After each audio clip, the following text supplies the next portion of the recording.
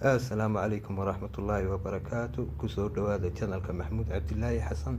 Maanta iyo video cusub oo ka hadli doono dalka Togo.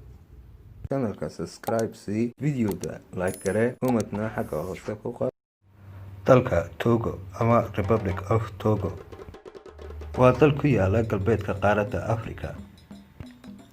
Galbeed waxaa ka xideeya dalka Ghana, barina waxaa ka xideeya dalka Benin, waqooyina waxaa ka xideeya dalka Burkina Faso, koonfurna waxaa ka xideeya gacanka Kenya. Cabirka dalka Togo waa 56,785 kiiloomitir oo iskuweer ah.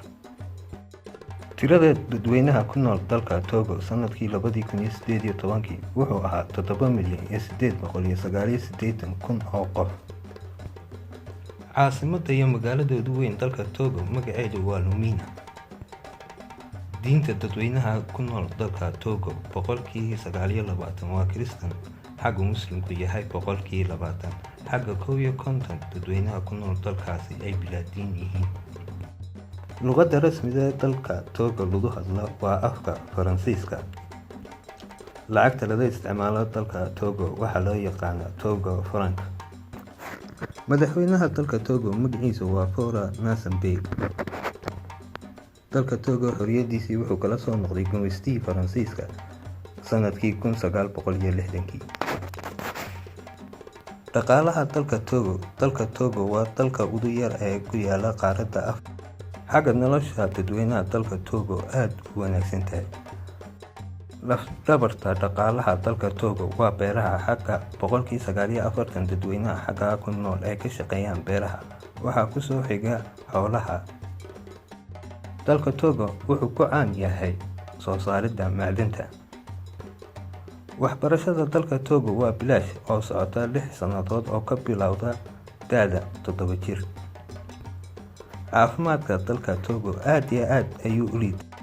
Xagga 10,000 oo qof uu ku soo beegmo 3 dhakhtar ah. Cudurrada ugu waaweyn ee dalka Togo waxaa ka mid ah AIDS-ka iyo TB-da iyo malaariyada. dalka Togo waa dalalka ugu yar ee ku yaala qaaradda Afrika aanu dhex marin dagaal sokeeye. Channelka Maxamuud Cabdilaahi Xasan wuxuu ku rajeynayaa daawasho wacan iyo mid qiimo leh.